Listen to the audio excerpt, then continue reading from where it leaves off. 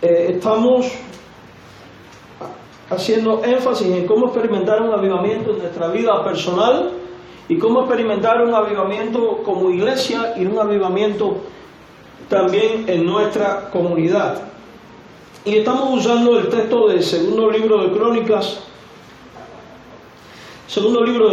capítulo 29. Y bueno, la semana pasada hablábamos de que para tener un avivamiento es necesario vivir con el enfoque correcto. Y decíamos que la primera cosa en la cual debemos de enfocar nuestra vida como individuos y enfocar nuestro ministerio como iglesia es en las cosas que tienen que ver con el reino de Dios. Amén. No sé cuántos recordarán. Si usted no lo recuerda, tiene un mes para entrar ahí al internet y volver a oír todo el sermón, así que ya sabe. Hoy vamos a ver otras 3 áreas en las cuales también necesitamos enfocarnos, pues la semana pasada no pudimos concluir con todo el tema que traíamos. Y sin más demora les invito a buscar segundo libro de Crónicas capítulo 29. Segundo libro de Crónicas capítulo 29. Y vamos a leer solamente el versículo 21.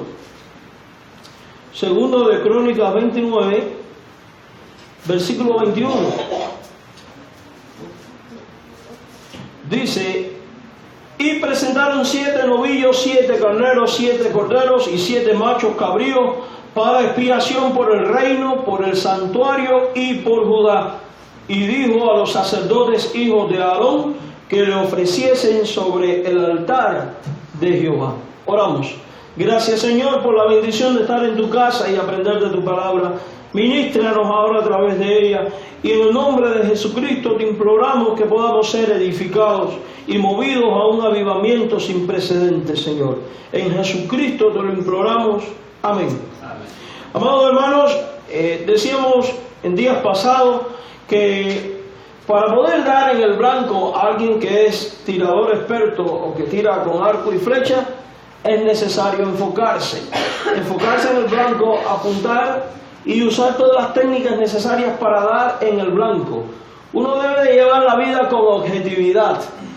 Como creyentes, como iglesia, no podemos andar por la vida a tientas ni sin rumbo, sino que hemos de ser definidos en las cosas que queremos y que necesitamos hacer. Ahora es importante tomar en cuenta, mis queridos hermanos, que la Biblia traza el curso a seguir y la Biblia señala dónde debe de estar nuestro enfoque. Por tanto, eso significa que nosotros debemos aprender a poner a un lado las iniciativas propias para adoptar el consejo de Dios y la voluntad de Dios.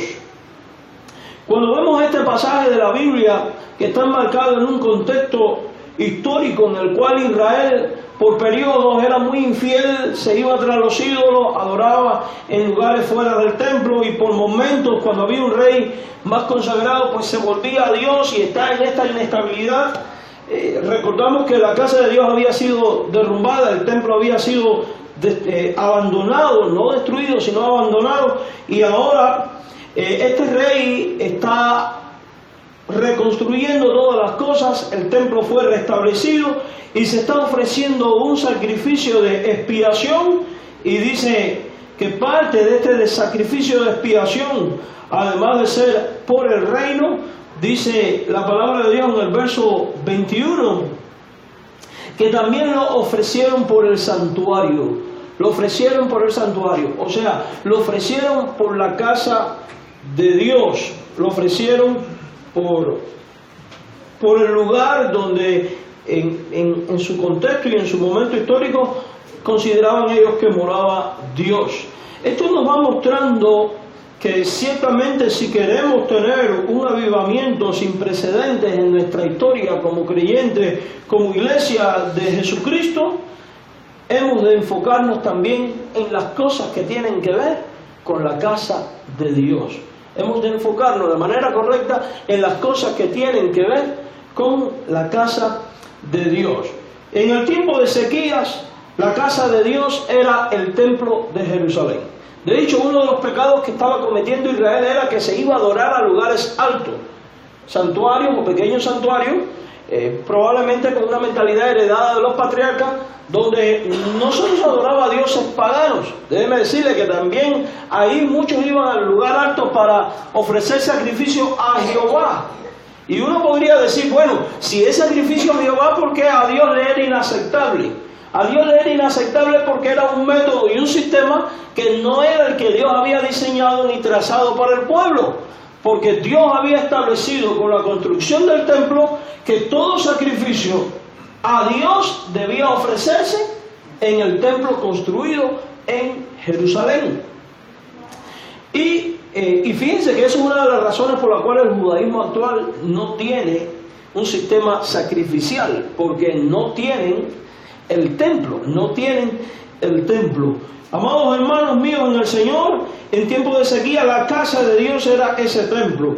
Pero para nosotros hoy, el pueblo del nuevo pacto, el pueblo de Dios compuesto de judíos y gentiles, ¿qué es la casa de Dios? ¿Cuál es la casa de Dios? Dejemos que la Biblia misma sea quien defina estas cosas. Y le invito a ir a 1 Timoteo capítulo 3, versículo 15. 1 Timoteo capítulo 3, versículo 15. Y dígame cuando lo tenga. 1 Timoteo capítulo 3, versículo 15. Buscamos en nuestras Biblias, teléfonos, tablets. Habrá que decir todo esto, A Dios gracias, porque 1 Timoteo capítulo 3, verso 15. Dígame cuando lo tenga. Ahí, con ganas. Qué bueno, mi hermano. El agua no nos afectó. Dice ahí la Biblia, para que si tardo, y recuerde que Pablo está escribiendo a Timoteo. Pablo es un apóstol. Timoteo, ¿quién es? Alguien que estaba bajo su mentoría, bajo su instrucción, pudiéramos decir. Timoteo era un pastor joven, alguien que estaba aprendiendo, alguien que estaba al frente de una iglesia, alguien que pastoreaba a una congregación. Y Pablo le dice, para que si tardo sepas cómo debes conducirte en la casa de Dios. O sea, las instrucciones tienen que ver con la forma de vivir, actuar y conducirse, caminar. ¿Dónde? En la casa de Dios. Y a continuación, Pablo define cuál es la casa de Dios para los creyentes. Y dice de esta manera, que es la iglesia del Dios viviente. ¿Cuál es la casa de Dios en nuestros tiempos? La iglesia. Es la iglesia. Ahora, fíjense en esto. La iglesia no es la estructura sólida de construcción. La iglesia es la asamblea de creyentes en Cristo, bautizados y reunidos en un lugar determinado con un propósito específico de hacer la voluntad de Dios. Por tanto, mis queridos hermanos, y déjenme aclarar algo, porque en nuestros tiempos hay serios problemas con esto. Una reunión de 2 o 3 hermanos en un lugar no es una iglesia. Una iglesia implica estar de común acuerdo, con un pacto, con una administración, con un liderazgo definido para hacer la voluntad de Dios, independientemente de donde sea el lugar donde se reúna. En una casa, debajo de un árbol, en un parque, en una escuela, en un hotel o en un edificio propio, porque por esas cosas que ocurren en la Biblia hay ejemplos de iglesias reunidas en todos estos lugares. Pero lo cierto es que entonces hay un enfoque marcado, hay una enseñanza marcada que tiene que ver con esta asamblea de creyentes, con esta organización, con este cuerpo al que la Biblia denomina iglesia, al que la Biblia denomina casa de Dios. Y Pablo le dice a Timoteo para que sepas cómo conducirte en la casa de Dios. Por tanto, aquí vamos aprendiendo que hay una manera adecuada de cómo conducirse en la casa de Dios. ¿Cómo se conducía un hebreo en el templo, por ejemplo? Recordamos que el hebreo tenía el concepto, y concepto que venía porque Dios mismo lo había revelado, de que el lugar santísimo y en el arca, allí estaba el trono de Dios. Y Dios de alguna manera estaba presente y era un lugar considerado un lugar santo, porque no porque es santo por sí mismo, sino porque Dios lo santifica, porque cuando Dios está presente, ese es un lugar ¿qué? Santo. ¿Recuerda usted la zarza ardiente? En el medio del monte, en el medio de un campo, cuando va Moisés, ¿qué le dice Dios cuando Moisés se va a acercar? Oye, quita tu sandalia porque el lugar donde está es tierra santa. No era santa porque ese monte ahora es sagrado, no, era santa porque la gloria de Dios estaba en ese lugar. Porque donde quiera que se hace presente la gloria de Dios, se convierte en un lugar santo. Y en la Biblia está llena de ejemplos de cómo los creyentes deben conducirse de manera adecuada en el lugar santo, donde está Dios. Ahora fíjense, si la casa de Dios en el Antiguo Testamento era el lugar donde hacía morada Dios, y en el Nuevo Testamento es la iglesia, y hay textos donde habla de que donde hay congregado gente en su nombre, y aunque lo dice en el marco de la disciplina eclesiástica, lo cierto es que este principio bíblico aplica a cualquier reunión de los creyentes, porque donde quiera que se reúne la iglesia, en nombre del Señor, allí se hace presente ¿quién? Dios. Uno está en ti, y fíjese, Dios llena toda la tierra en su plenitud, pero de alguna manera especial se hace presente cuando la iglesia se congrega. Ahora mismo Dios está presente, no le vemos, pero está. Y de alguna manera esto se vuelve nuestro lugar santo. Y de alguna manera el creyente debe aprender a conducirse en este lugar santo. Conducirse de manera adecuada, respetuosa, con temor, con dignidad, porque Dios es un Dios de orden y porque Dios es todas estas cosas. Y la actitud que espera ver de nosotros es precisamente esta. En el lugar santo no se ofrecía cualquier sacrificio, sino que a Dios se le ofrecía ¿qué cosa? Lo mejor. Y Pablo le está diciendo a Timoteo, para que sepas conducirte, porque el creyente debe de entregar a Dios en este lugar santo, en esta casa de Dios, ¿qué cosa? Lo mejor de sí. Su adoración, su acción de gracias, su alegría, también sus penas en oración, su tiempo de comunión, porque con esto vamos viendo que para que haya avivamiento hay que estar enfocado en el quehacer de la iglesia. Hay que saber conducirse en la casa de Dios. Y esto es una verdad que está revelando aquí. Ahora, también la Biblia habla de manera de conducirse en la casa de Dios y dice que esta casa de Dios es la iglesia. Y Pedro, en su primera carta, el capítulo 4, verso 17, habla de un juicio que comienza por la casa de Dios, haciendo alusión a los salvos, haciendo alusión a la iglesia. Y lo que quiero es confirmar la verdad bíblica de que la iglesia es esta casa de Dios hoy. Vamos a 1 de Pedro 4, 17. 1 de Pedro 4, 17. Primer libro de Pedro, capítulo 4, en el versículo 17. Y dice de esta manera la epístola de Pedro. Fíjese, aquello lo decía el apóstol Pablo, esto ahora lo está diciendo el apóstol Pedro. Y ambos hablan no por sí mismos, sino por revelación del Espíritu, por inspiración del Espíritu Santo de Dios. Y dice, porque es tiempo de que el juicio comience por la casa, ¿de quién? De Dios. Y si primero comienza y dice, por nosotros, si dice primero por la casa de Dios, ahora dice primero por nosotros, es porque este es nosotros y la casa de Dios, ¿qué cosa? Son la misma cosa. Por tanto, la Biblia define casa de Dios en nuestro tiempo como la iglesia de Jesucristo, lo que somos usted y yo congregados en este lugar, lo que es cualquier congregación congregada, valga la redundancia, en cualquier lugar en el nombre del Señor, para hacer la voluntad de Dios con el orden establecido por Dios. Una administración adecuada, los oficiales adecuados, etcétera, etcétera. Amados hermanos, para experimentar un avivamiento, los cristianos entonces hemos de mantener nuestra vida enfocada en los asuntos de la iglesia. Nosotros no podemos ser parte de la iglesia y vivir ajenos al quehacer de la iglesia. No podemos ser parte de la iglesia como miembros y vivir desinteresados o desligados de todas las cosas concernientes a la iglesia de Jesucristo. Y esto es muy importante tomarlo en cuenta, porque en nuestros tiempos está existiendo un falso concepto de iglesia universal, donde la gente ha desarrollado ideas de que no importa la congregación donde vaya, no tengo por qué ser miembro de una en particular. Permíteme decirle que eso no es bíblico, por la sencilla razón de que en la Biblia se habla de los creyentes que poseen dones dados por el Espíritu Santo para la edificación del cuerpo de Cristo. Y se habla de oficiales, pastores, diáconos, se habla de maestros. Y si estos existen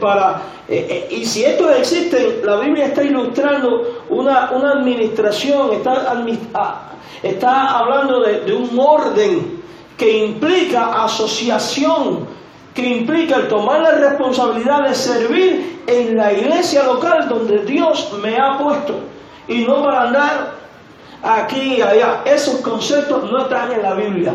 De hecho, cuando un miembro se trasladaba de una iglesia a la otra en la Biblia, Pablo habla de carta, ¿de qué? De recomendación. ¿Por qué? Porque había un orden, había un respeto. Porque usted y yo hemos sido insertados en el cuerpo de Cristo para la edificación del cuerpo de Cristo. Y si usted vive ajeno a lo que sucede en la iglesia, ¿cómo usted va a administrar según sus dones? Dígame. Lo hago por mi cuenta. Ese individualismo no está en la Biblia, porque la Biblia habla de comunión, de pasar tiempo juntos. Fíjese, la Biblia habla de que la iglesia junta hacía oración sin cesar cuando Pedro estaba encarcelado. La Biblia habla de que todos juntos estaban orando, esperando al Espíritu Santo. No podía cada quien estar en su casa orando y se acabó. Al fin y al cabo Dios está en todo lugar. Claro que podían, pero está la devoción personal y está la devoción colectiva. Y no en vano la Biblia dice: mirad cuán delicioso es habitar los hermanos juntos y en armonía. Allí, en ese habitar juntos, envía Jehová: 1, bendición; 2, vida eterna. Por eso no es de extrañarnos que el autor del libro de los Hebreos dice: no te dejes de congregar.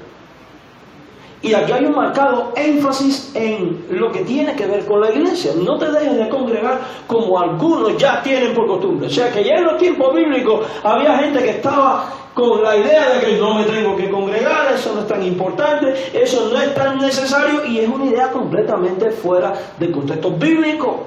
¿Por qué? Porque en la asamblea de los santos, en la iglesia, es donde usted es edificado a través de los dones de los hermanos. Es en la iglesia donde uno recibe, a través de la enseñanza, la predicación, la comunión, uno recibe amonestación, exhortación, enseñanza, instrucción y la capacidad de crecer y de madurar. Y alguno podría decir: bueno, pastor, pero eso yo lo puedo hacer estudiando la Biblia en mi casa. Mire, le voy a decir algo.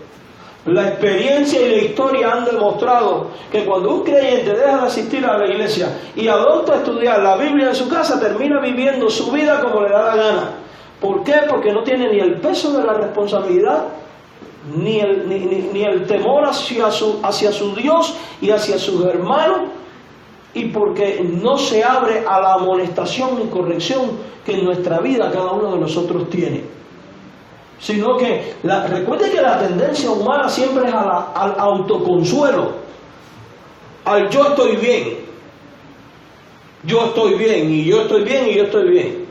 Y leemos la Biblia y Dios a veces hasta nos confronta y estamos con una mente tan cauterizada que decimos: es que bien le cae esto al hermano tal. Me dan deseo de mandárselo algún texto. Y no asumimos que Dios te lo está diciendo a ti, no al otro. Pero cuando estamos en la asamblea de los santos y usted viene muy feliz, y ese día el pastor no sabe nada de lo que está pasando con usted, y ese día el pastor da un mensaje de eso que a usted le cae el 20, como dicen los mexicanos, que la gente, algunos terminan diciendo: ¿quién le habrá ido con el chisme al pastor? Porque me ha dicho todo lo que me está pasando. No, nadie le ha dicho nada. Sencillamente que el maestro, el pastor, los que predican, los que enseñan, están en un ministerio de reconciliación que implica exhortación, corrección, que es un don dado del Espíritu Santo, y es Dios hablando a través de estos siervos para edificación tuya. Edificación que tú te pierdes cuando tú no eres una parte activa de la iglesia de Jesucristo. Por eso en la Biblia hay un énfasis en la iglesia. Si la iglesia no tuviera importancia en la vida de un creyente, hermanos míos, ¿Cristo lo hubiera fundado? Evidentemente que no. Porque Cristo estaba en contra de todo aquello que era innecesario o tradición humana. Sin embargo, ¿por qué cree usted que la fundó? ¿Por qué cree usted que dice la Biblia se bautizaron y se añadieron como 3,000? Y esa frase ¿se añadieron a dónde? Es en la iglesia donde nos servimos, es en la iglesia donde nos consolamos. Y al mismo tiempo esto debe de llevar a la iglesia a buscar este ministerio y este quehacer para poder lograr vivir en avivamiento. Y digo esto porque la iglesia no puede ser un tormento más de la vida del creyente. Y esto es importante, porque hay iglesias que lejos de ser una bendición, son una carga o una maldición.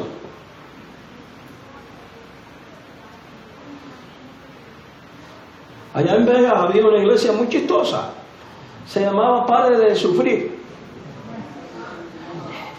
Y hacían unos comerciales por televisión que compra la rosa de Sarón y compra esto y te vendo lo otro, y pasaban la ofrenda como 4 veces. Y llegó alguien de esta iglesia, nuestra iglesia, y me decía, deberían cambiarle el nombre por Paren de Cobrar. Y venía gente muy herida. Y permíteme decirle algo, hago estas cosas porque yo soy de los que creen que el pecado hay que denunciarlo, venga de quien venga. Pero es lamentable, porque la iglesia termina convirtiéndose en una carga, y cuando eso ocurre, ¿sabe lo que pasa? Los miembros comienzan a amargarse, la gente comienza a apagarse, los débiles comienzan a caer, y los inconversos endurecen su corazón, porque la iglesia, al perder credibilidad y testimonio de lo que habla, la gente no se arrepiente. Y eso es lamentable. Por eso tiene que haber un énfasis para ser un modelo de iglesia como el que Dios quiere, para vivir a plenitud el Evangelio siendo una iglesia avivada. Pero cuando la iglesia es el modelo de Dios, la gente está feliz, la gente está contenta, la gente está agradecida. Y nosotros tenemos que ser esa iglesia de la Biblia. Una iglesia que es un oasis en medio de un desierto. Una iglesia que es bálsamo para el alma herida. Una iglesia que es provisión para el necesitado, ya sea espiritual o material. Y digo esto porque el concepto moderno de iglesia es que nosotros existimos solamente para cubrir necesidades espirituales. No, también las materiales.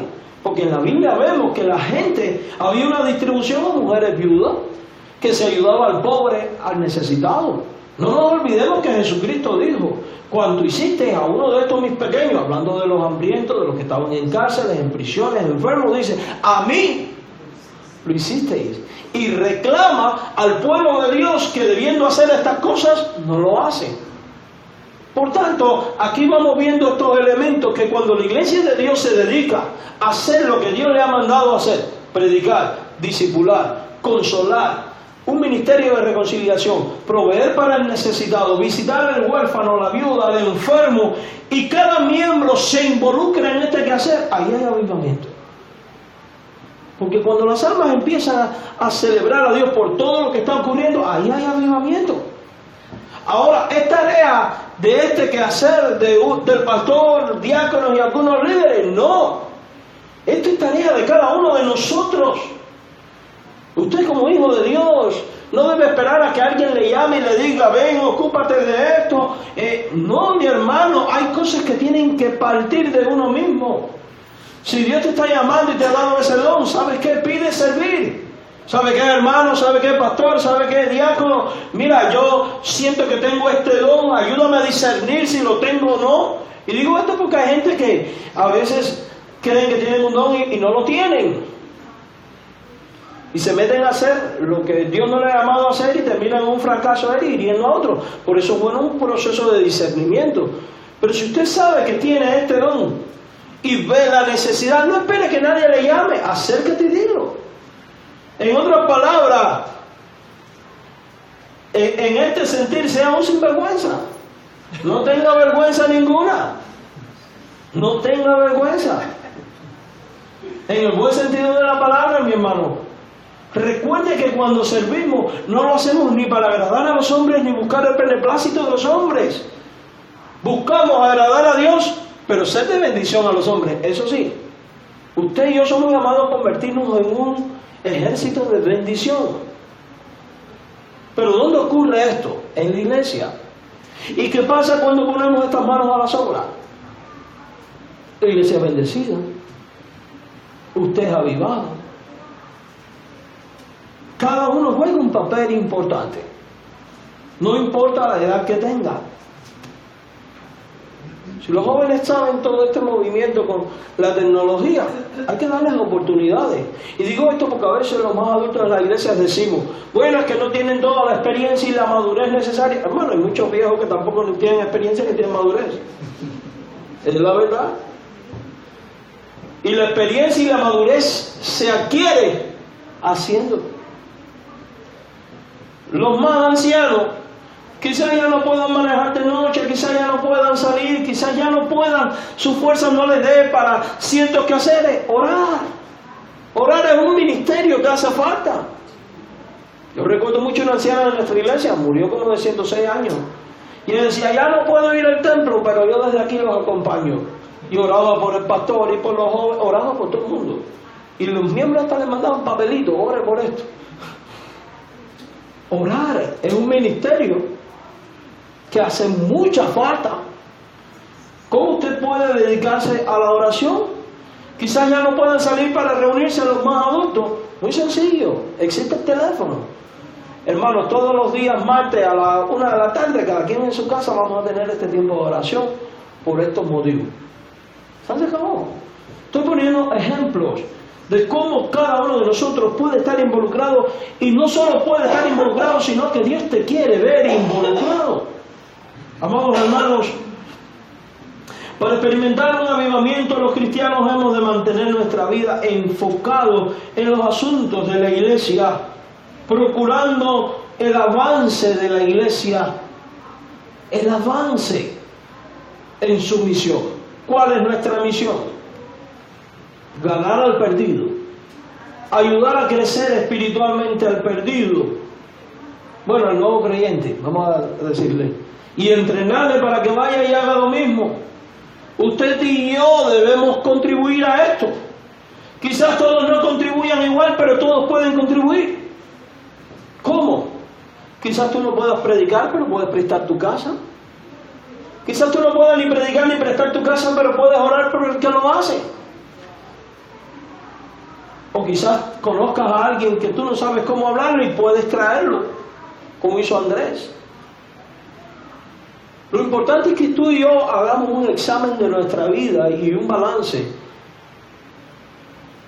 Y observemos en qué posición estamos delante de Dios en este quehacer para procurar el avance de esta tu iglesia, esta la iglesia de Cristo.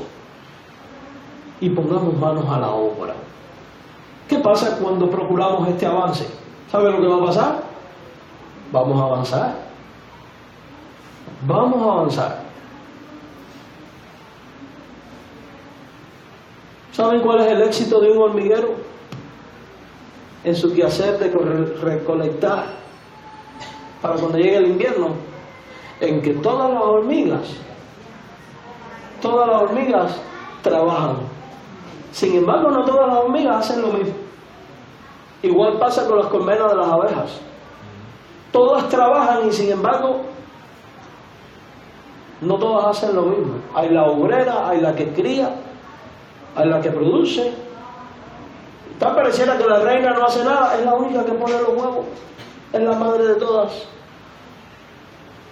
y es la que guía el panal. Y esto es interesante, y ese tiene que ser el espíritu de nosotros. Y cuando esto ocurre, hay avance. Imagínese usted un hormiguero de una hormiga. ¿Cree usted que va a poder hacer su madriguera como lo hacen la colonia completa? Evidentemente que no. Este carro solo va a echar a andar si todos lo empujamos. Y Dios quiere verte a ti detrás de Él empujando. Por eso dice que te sepas conducir en la casa de Dios. Dios quiere que tú pienses en el avance de esta tu iglesia. Ahora somos una iglesia pequeña. Ahora estamos en este lugar.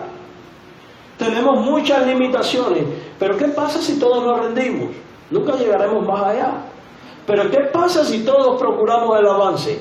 Y la iglesia se dispara y empieza a crecer de una manera desorbitante.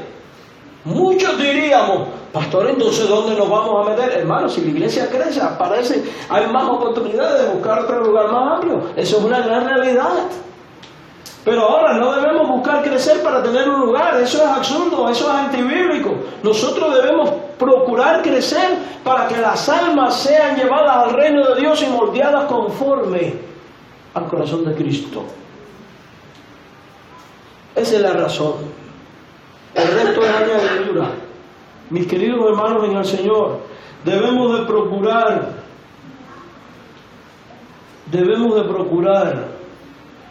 la prosperidad de la iglesia. Y cuando hablo de prosperidad, no me refiero exclusivamente a asuntos financieros. Es también la prosperidad espiritual. Que haya crecimiento, que haya madurez, que haya avance espiritual en cada uno de sus miembros, desde el más niño hasta el más adulto, A ese tipo de avance también nos referimos. Porque podemos tener mucho dinero en una cuenta, ¿y de qué sirve todo eso si es perecedero? ¿De qué sirve todo eso si la iglesia se conduce con un corazón carnal? No sirve absolutamente de nada. ¿Cómo procuro la prosperidad de mi iglesia? Cuando yo me pongo al servicio de Dios con mis dones, con mi tiempo, con mis finanzas. Debemos de procurar el cumplimiento de sus propósitos y funciones, sirviendo a través de los dones, sosteniendo la iglesia en oración, orando por la iglesia, orando por los líderes, orando por los nuevos creyentes, orando por lo que estamos planificando hacer. Pablo decía, oren por mí para que se abran puertas. Pablo dice, lea todas las epístolas y siempre los versículos introductorios que dicen, siempre hago mención de vosotros. ¿Dónde? En mis oraciones. Y a veces estamos tan centralizados en nosotros que oramos por nuestras necesidades, lo cual es bueno hacerlo, digo que no lo haga, pero nos olvidamos del ministerio de la iglesia. Orar por el pastor. Mire, a veces damos por sentado que el pastor ni tiene problemas y que espiritualmente es perfecto. No se crea eso. Si usted piensa eso, vive engañado. Recuerde esto. ¿Sabe quién es la persona número uno que Satanás va a querer atacar en la iglesia? Al pastor. Porque Satanás sabe que la Biblia dice, hiera al pastor y se dispersan las ovejas, y se va todo abajo y se arma el caos. ¿Por qué usted cree que hay tantos pastores cayendo? Por estas mismas cosas. Y a veces decimos, es que son unos sinvergüenzas. No necesariamente. El que cree estar firme, vele que no caiga. Es un ser humano también, que comete errores, y necesitamos sostenerlo en oración. Pero no solo el pastor, todos los líderes, todos los hermanos. Hemos de orar por nuestro pueblo, por nuestra ciudad, por nuestra comunidad, porque necesitan de Jesucristo. Hemos de orar por nuestra comunidad porque Satanás establece principados y tronos en determinadas áreas y lugares o personas, y hay que orar porque hay géneros que no salen, dice la Biblia, sino es con ayuno y oración para que las obras de las tinieblas sean removidas y de Dios nuestro Padre la victoria que ya fue conquistada por medio de Cristo en la cruz, porque es a través de Cristo en la cruz que tenemos también esta oportunidad de acercarnos al lugar santísimo ante el trono de la gracia para encontrar el oportuno socorro. Hemos de sostener a la iglesia económicamente, y esta parte casi nunca nos gusta oírla, pero hay que oírla. En el Nuevo Testamento, hermanos, había gente que hasta vendió todo lo que tenía y lo puso a los pies de los apóstoles para usarlo en el ministerio. Yo no le estoy diciendo a usted que venda todo lo que tiene y lo traiga para acá. Yo no estoy diciendo esto. Si usted lo quiere hacer, hágalo, pero yo no estoy diciendo esto. Estoy diciendo que en la Biblia había gente que lo hacía. ¿Por qué? Porque amaba a su iglesia, porque sabía que al apoyar a la iglesia, estaba contribuyendo al avance del reino en el sentido de que más almas podrían ser alcanzadas. Ahora, cuando hubo hambre en Jerusalén, ¿saben por qué los creyentes, algunos fueron aliviados en esta hambre? Porque creyentes de otros países levantaron ofrendas, ¿para qué? Para ayudar económicamente, para suplir hambre. Y aquí hay un principio: cada primer día de la semana aparta según hayas prosperado. Hay un principio de sostenimiento proporcional. Nos han enseñado que dar dinero a la iglesia es limosna. Los que vienen del catolicismo, que te dicen, vamos a recoger la limosna. Y usted va a los altares y ve la cajita que dice, limosna a San Judas Tadeo. Mentira, no es para San Judas nada. Eso son bolsillos del cura. Te lo digo yo. No es limosnas. A Dios no se le da limosnas. Fíjese, lea Segunda de Crónicas. Dice que trajeron no sé cuántos bueyes y carneros y... ¿Por qué la gente lo trajo? Porque entendió el concepto de la bendición que es mantener el ministerio del templo de Dios. Hermanos míos, mantener la iglesia es una bendición para usted y su familia, porque es donde usted es edificado, es donde usted es ministrado, y es una bendición para el pueblo. Por eso hay este principio bíblico de sostener económicamente la iglesia. Y es lamentable que muchas veces malgastamos nuestro dinero en 20 cosas que no rinden ningún provecho, o incluso en instituciones que tienen otros medios, abandonando nuestro deber de sostener la iglesia.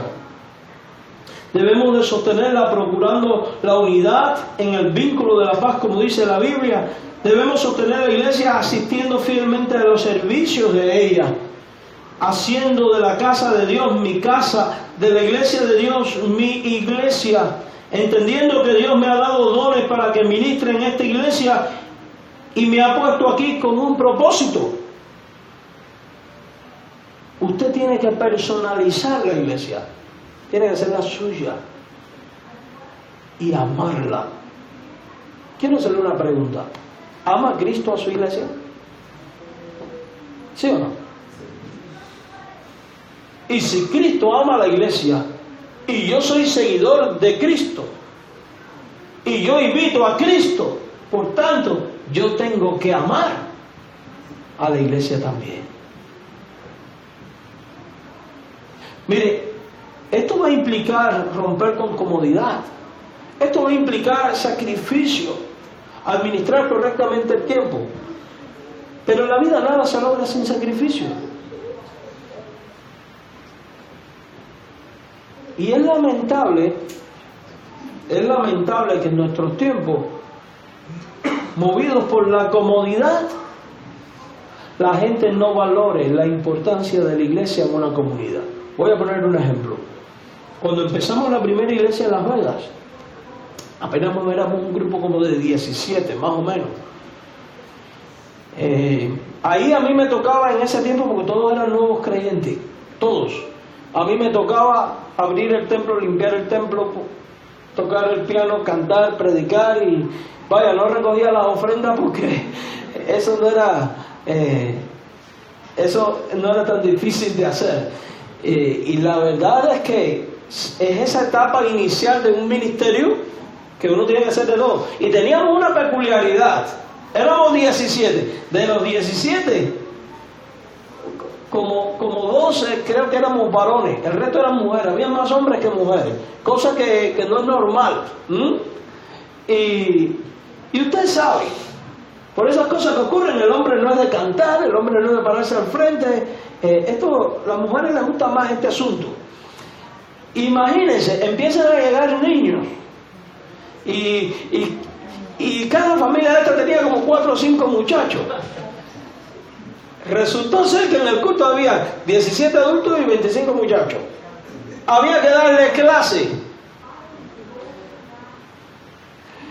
había que darle instrucción bíblica, hacía falta alabanza, hacía falta de todo, porque era una iglesia nueva. Nos llega un matrimonio con 4 jovencitos entre 15 a 21 años que sabían cantar, viejos en la fe.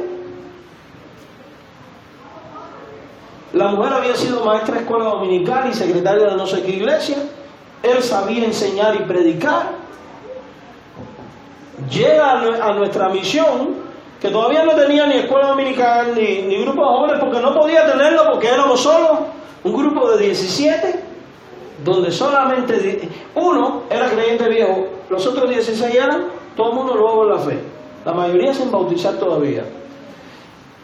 Y cuando se termina el culto, me dice esta persona, yo quiero que usted me diga, estoy buscando una iglesia, quiero saber qué ministerios tienen ustedes aquí. Le digo, nosotros somos una iglesia nueva, apenas llevamos 5 o 6 meses de abierto.